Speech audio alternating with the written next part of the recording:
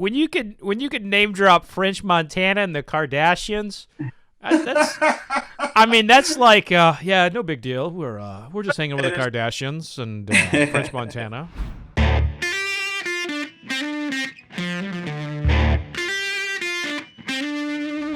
The Fred Minnick Show is brought to you by Michter's and 291 Colorado Whiskey. And joining the Fred Minnick Show are the founders of Billionaires Row. You know, as a big Kentucky Derby fan, I'm obviously in love with Millionaires Row. So when I hear Billionaires Row, I'm like, all right. And those are the founders are William Benson and Patrick Ductant. Thanks for joining the show, gentlemen. Thank you for having us. Now let's take a. Now, when you all came out, you came out with a champagne, and you came out with a brandy, and you know I have to tell you, gentlemen, you don't see a lot of like new like beverage companies have that 1-2 punch. What was the strategy behind coming out with a champagne and brandy back to back? I think Scotty, you want to jump in, or you want me to? Definitely feel free. Sure. I think with just the success of Billionaires Row in general, I think that we saw a void in the marketplace. We also saw that the sales of Brown by 2024 are going to be probably leading in all spirits categories. So, and we also saw that there was a specific demographic that was consuming that product, and they looked a lot like me and Patrick. And you know, coming from where we come from, you know, we do know, just growing up in the struggle, there were liquor stores on our corners. There were certain things that affected our community. And so we just looked at that, of course, our upbringing, and in how we could be disruptive in the marketplace. And so understanding that the two biggest consumers of cognac right now is Detroit and in New York, Brooklyn to be exact, we wanted to be able to capitalize in a growing market, a growing sector of the market, and also introduce the world to something that we felt that was competitive and that could kind of be disruptive and shake up the marketplace. Well, I'll tell you what, like you all have you're launching in the middle of a pandemic. What's that been like? I think for us it was, for most companies it's a definite turning point. For us it was a success. We felt like the actual pandemic was the best thing that ever happened to our company. We were able to go back to the drawing board, key in on some stuff, and to Benson's point, first company to ever do it, to have both products in the market. And definitely within our 90 days in the market, we've just signed up with Tootsie's Cabaret, which is the largest nightclub in the nation. So we're super excited with all the good feedbacks that we're getting with both products. Well, I tasted, I don't know if you had a chance to see this, but I tasted your brandy on a previous show, and I have to tell you, it's pretty damn good. It's pretty damn good. Thank you. And let's go ahead. Let's talk a little bit about doing a brandy versus, like, you know, bourbon so hot, and then you have like rum kind of goes back and forth. You all chose a brandy, kind of an XO style, and kind of like the style of cognac. What was kind of the strategy behind that over, you know, some of the other spirits on the market? Well, I think what we wanted to do is we wanted to kind of keep the same essence and energy from the hoopla from the champagne. We were blessed to be able to align ourselves with some really big celebrities and some iconic figures. And we wanted to be able to, one, enter the market effectively with we feel, a price point that was competitive or is competitive to our competitors in this space. But one of the big narratives that we push is we don't sell cognac and we don't sell champagne. We sell a lifestyle and an experience. And I think that's what separates us from most brands, is that we focus on the experience that we give the consumer. Even if you're home by yourself and you're enjoying this this cognac, your experience, and I can see it right now on your face, it takes you places. And that's what we want to do with our consumers. We want to take them places, and I think we're doing a great job at it. Well, this is my favorite cocktail, and I don't think my listeners even know this because I'm always just doing straight tasting notes. But my favorite cocktail is the Sidecar. And when I taste this brandy, I go back to sitting in Petruccian Paris and Bellagio, having a sidecar with my wife. Nice. Nice, very nice. So you're in some nightclubs. Do you all have like a couple signature cocktails that you like to do with the brandy? Yeah, so we were fortunate to have one of the top leading restaurants, which is Prime 112. We did Art Basel about 2 years back, and the actual bartenders that was actually a bartender at Prime 112, been there for 15 years, and she designed our cocktail, which is 12th and Ocean. We do have a cocktail that's called the Presidential. Both cocktails are wonderful. We can't wait to definitely share that particular recipe to have some of your listeners definitely chime in on definitely. So both of you all have a really incredible backgrounds, and you come from the investment side of the world. You come from like high level marketing, and I read in one of your interviews about like how many things happen after 6 o'clock, and that you're always like taking people to dinner, doing special activities after hours is a big part of business, and the pandemic has essentially taken all of that away. As investors, how do people make up for that kind of like lost one-on-one restaurant bar time in the middle of this pandemic? I think there's been a huge transition in the space of luxury brands in general, and I think that one of those transitions have been virtual cocktail parties. Also creating experiences where the restrictions are lapsed. Like, so we strategically picked out Miami, picked out Boca Raton. We picked out certain places in the market where we could effectively still connect with our consumers and engage with them. So if we're not doing something online virtually, like maybe a cocktail Zoom party, or maybe we're on the beach on South Beach and we're doing a tasting, or we're doing a party, or we're doing something at a program at one of the on-premise or off-premise accounts. And so I think, and then curating that content from those on and off-premise accounts, and then putting together an online strategy so people can still experience that event or that experience that happened at a Fontainebleau or at a Prime 112, and they could be in Ohio, and they can be in Nevada, or they can be in Texas, and still have an opportunity to purchase the product by what we call creating the engagement and experience through digital content curation, where consumers can engage through click and through buy. Mm-hmm. And you called him Scotty earlier. Is that his nickname? Is that his nickname? Yeah. So we came up with so we like to call our team the 96 Bulls. Oh, yeah, I get it.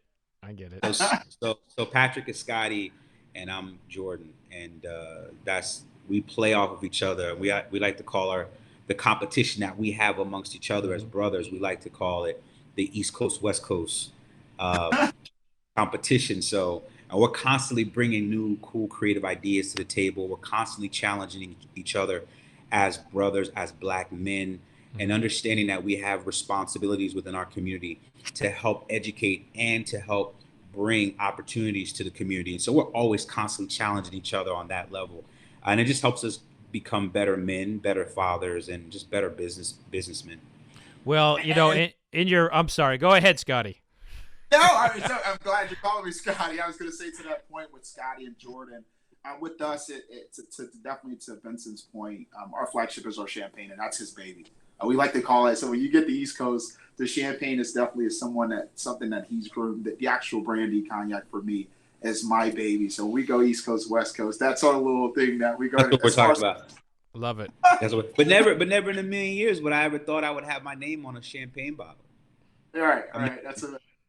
You know what I mean? And sometimes he has to he has to snap his fingers and be like, "You don't understand. This is much bigger. You're downplaying this. This is, but we just have so far to go as a culture and a community that I always kind of like try to stay humble as possible. And I play a lot off of him and his humbleness as well. And I have a lot of respect for him. So I always feel like we have more to do. We have more to do. And we meet these goals. Mm-hmm. And then it's like, all right, what else? What's next? So, and I think that keeps us in a competitive spirit.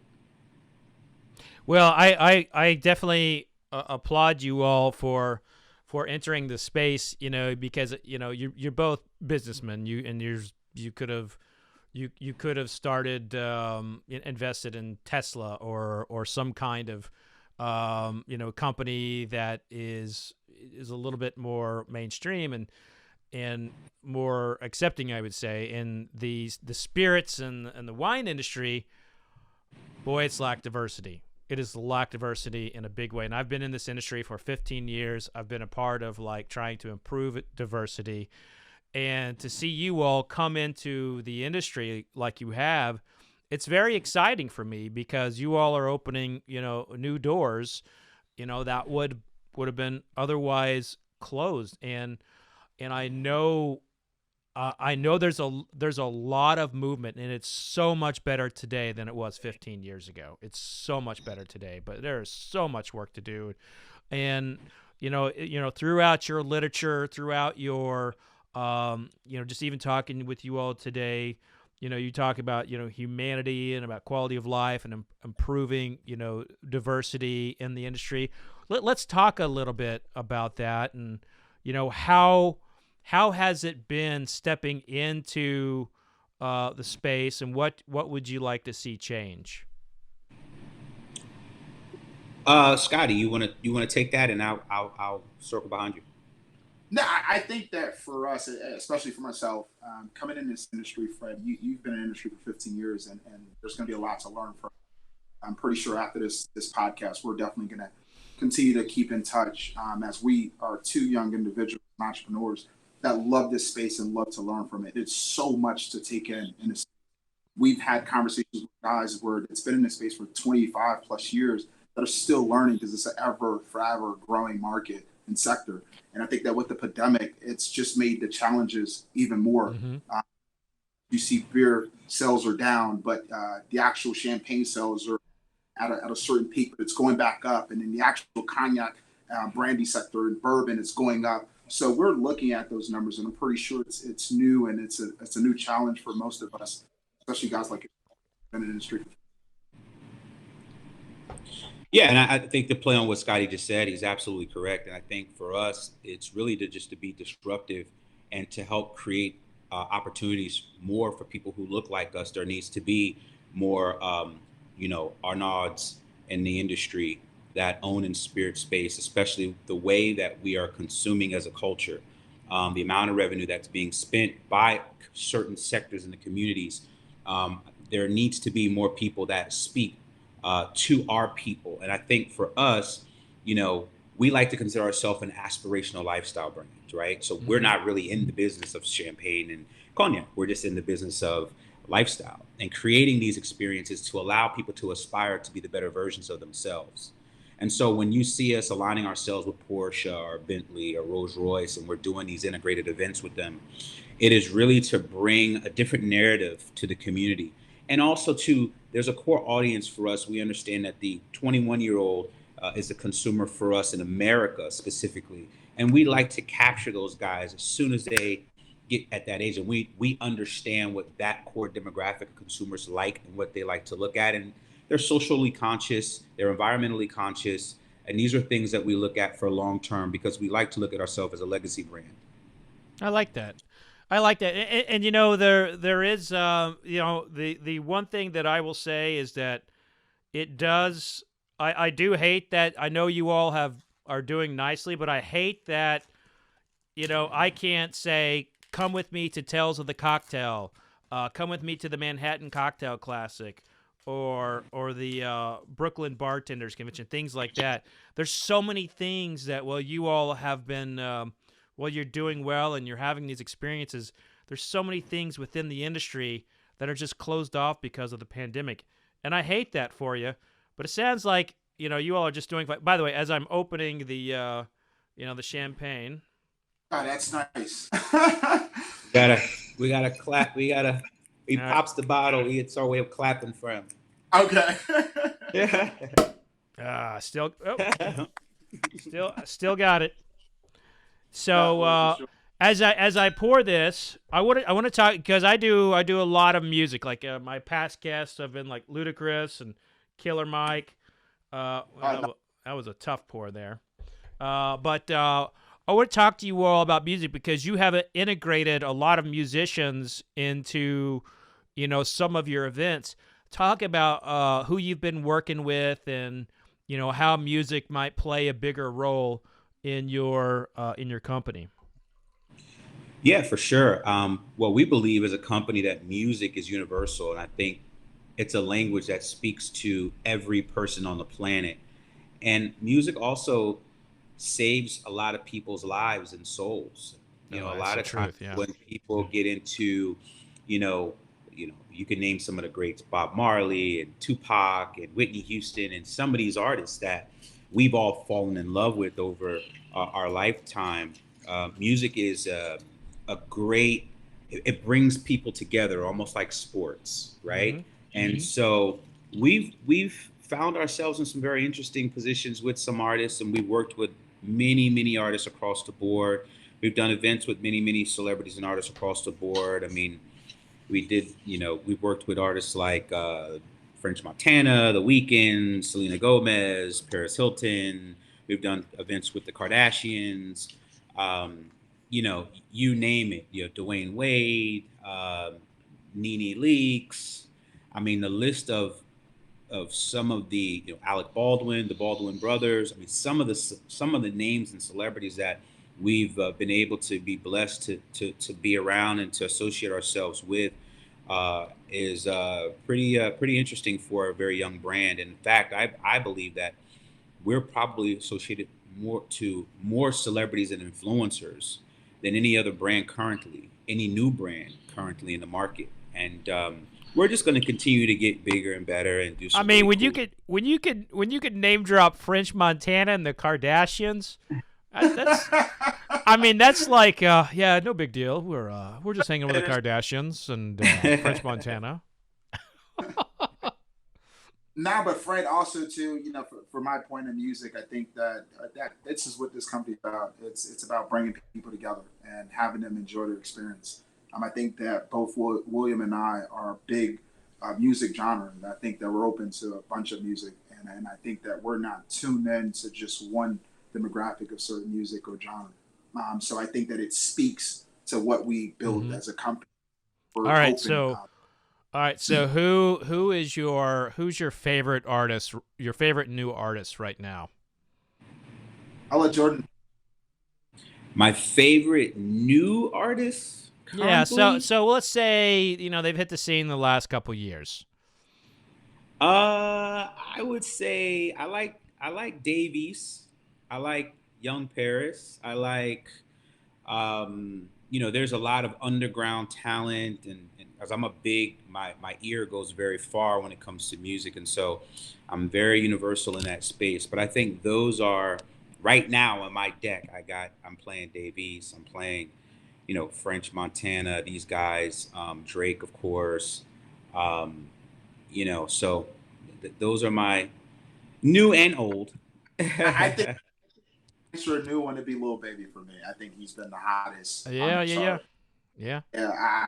You have to kind of give him credit, and I think he's been doing a phenomenal job, and I think he's going to be a promising kid for sure. Yeah.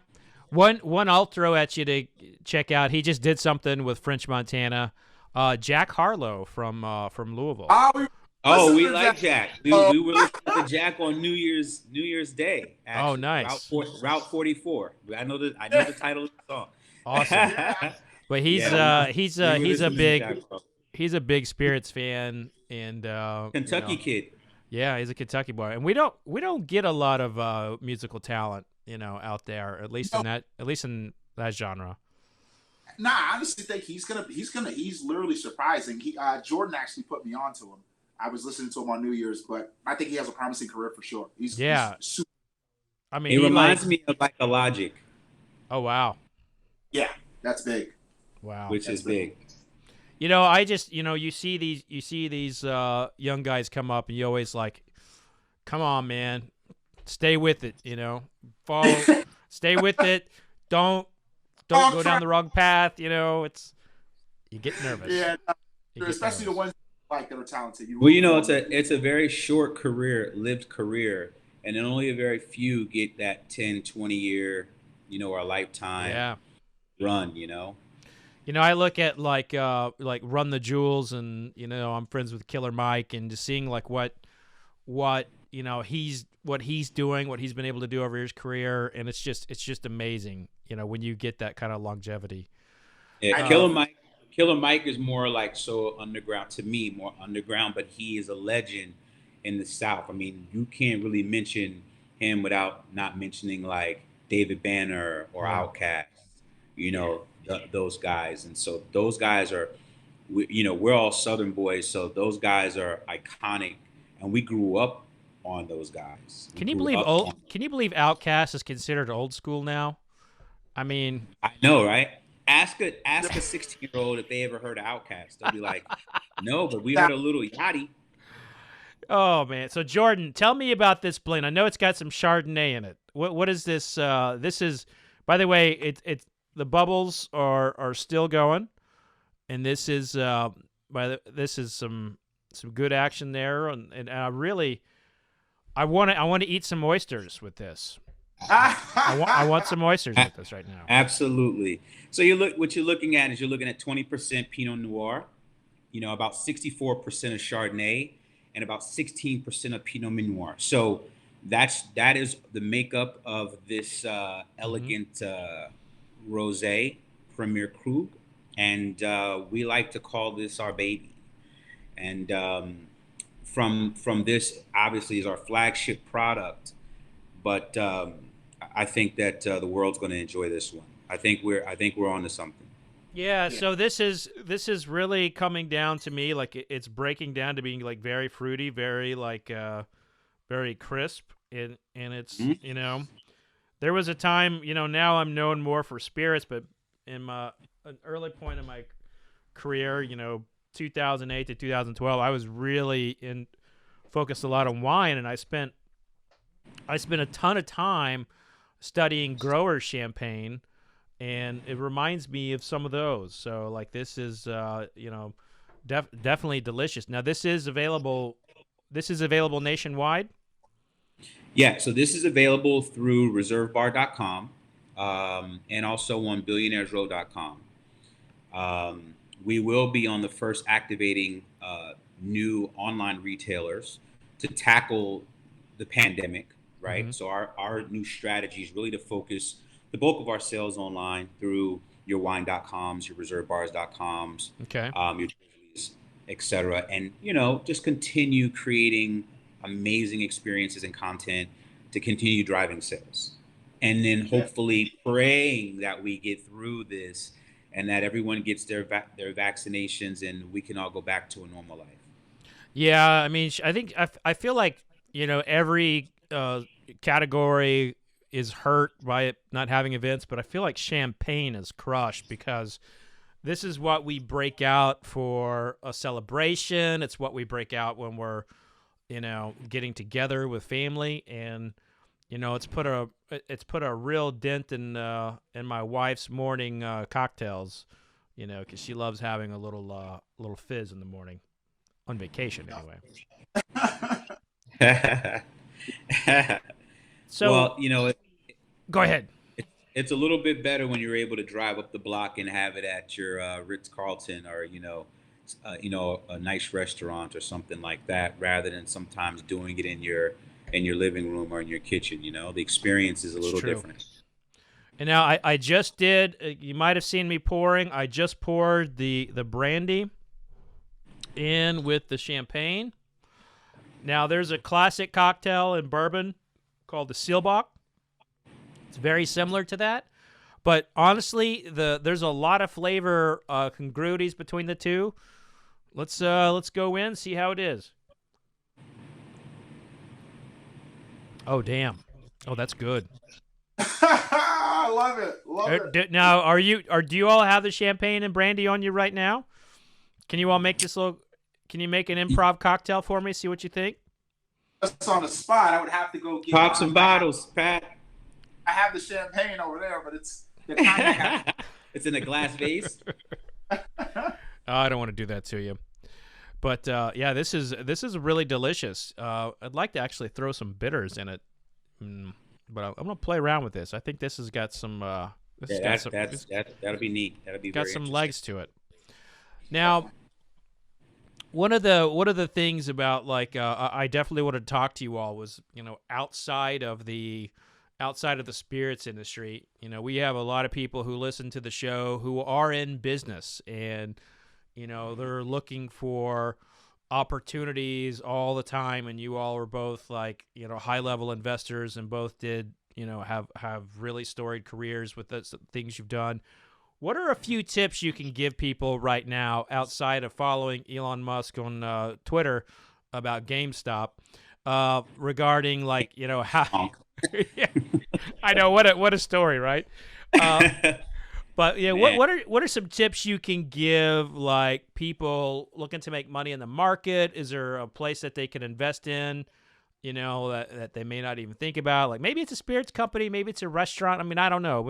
Do you have any tips to help people out there to? Yeah, absolutely.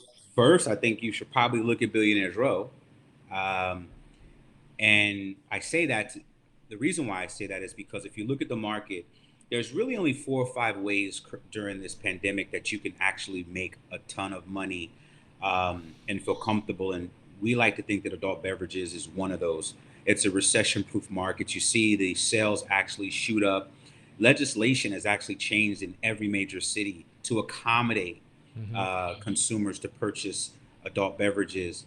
I also, you know, the crypto space, you know, I am an advisor to Brock Pierce, who runs the Bitcoin Foundation, and crypto and Ethereum also, that's an avenue, but it's a long play for consumer if they're going to invest in the crypto space, or even creating your own crypto in playing in that space.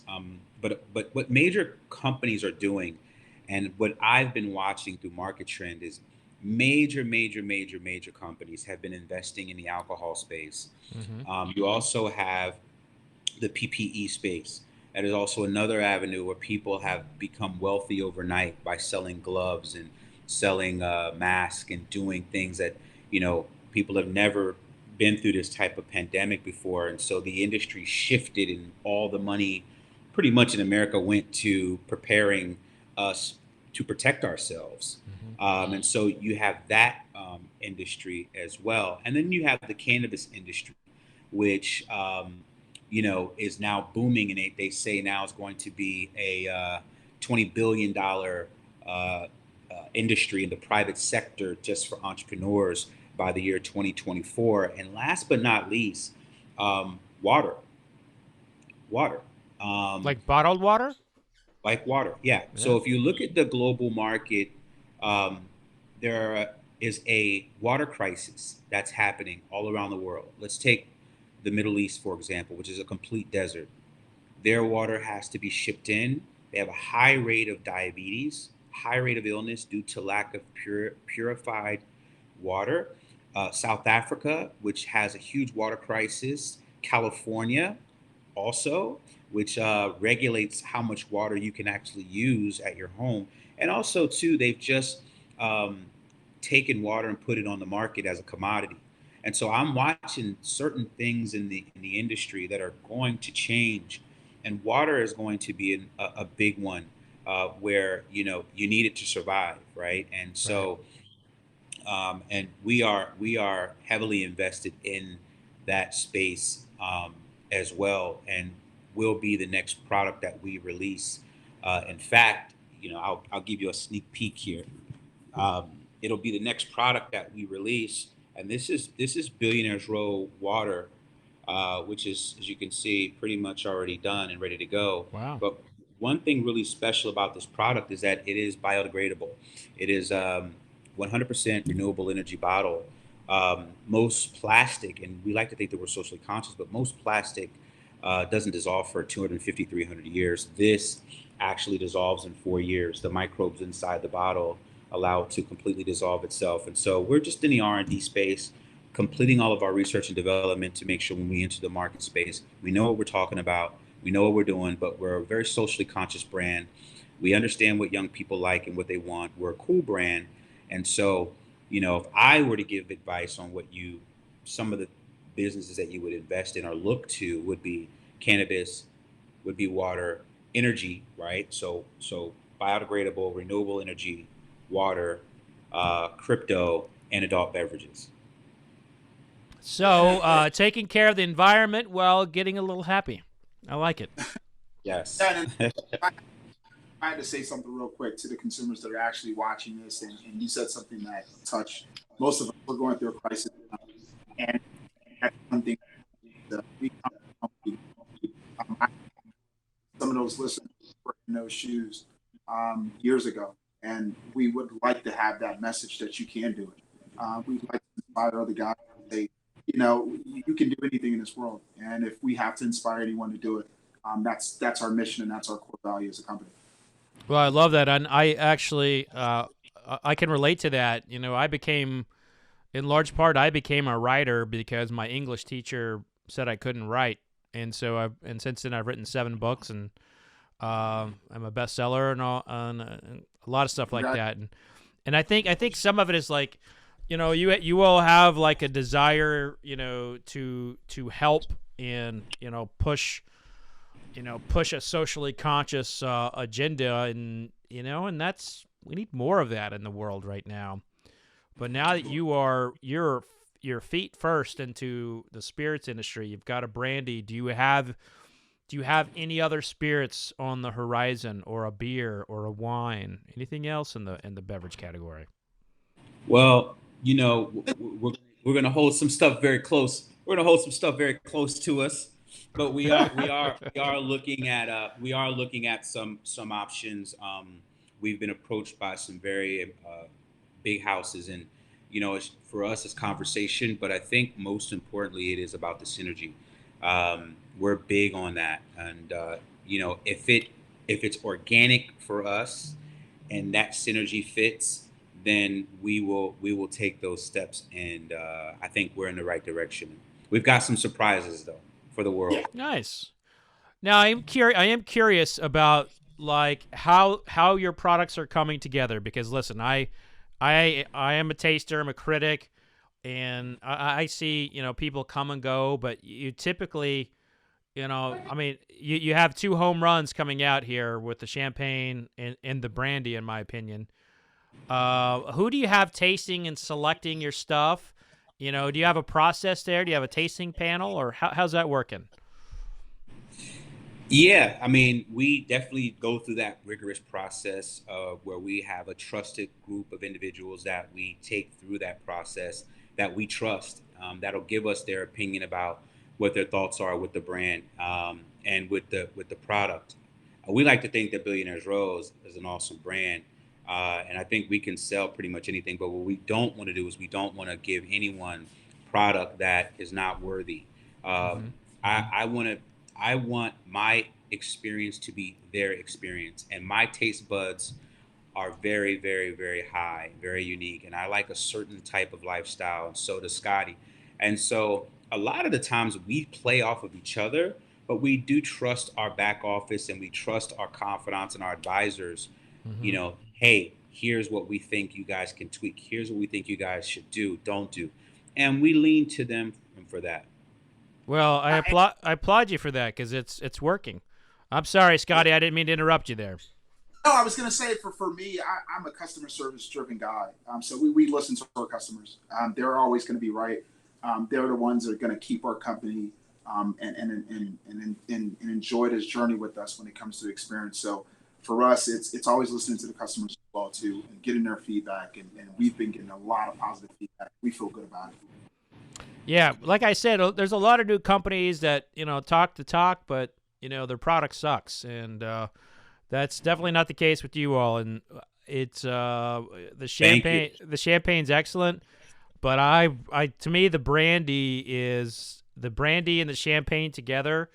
I'm telling you all, you're missing on this beautiful like marriage. It's like it's really really nice. I wanna play with this. I want to send you a couple of recipes. I'm just gonna play with this at home and come up with some ideas. But gentlemen, it's been an absolute pleasure to have you on the show, and I think that you all add an incredible element, moving forward to the spirits industry, and I cannot wait for you to be able to come to a spirits industry conference where you can tell your story. But you're crushing it as it is. Not that you need the spirits industry support, but it would be very exciting to see you at Tales of the Cocktail telling your story, or one of the other spirits conventions. Fred, if it's an invitation, we're there. You've got an open invitation for me any time. Definitely, we'll be. I really appreciate you for having us on your platform, and we just want to let everyone who's listening in that you guys can follow us on social media at Billionaires Row, Twitter, Instagram, all the same, Billionaires Row. You can go to billionairesrow.com to purchase the product, reservebar.com to purchase the product. If you guys have any questions, feel free to DM us, drop us a line, and email. Any questions that you have in the world, if we can answer, we can. If we don't, we'll guide you to our lawyers, whatever the case may be. But we're really thankful, Fred, for you having us here on this platform. It's a huge platform, and it's an honor for us. And so thank you so much for having us. Oh, it's my pleasure. Last question for you. Since you brought up Jordan, is Jordan better than LeBron? Jordan is better than LeBron. Thank you. I would agree. Thank you. And on that note, we have a trifecta here. We have an agreement of 3 that Jordan is better than LeBron. The emails I will get from that comment. I want to cruise. Thank you guys for sure. It was nice having. Absolutely. Hang tight as I kind of cut it off here. The recording will end now.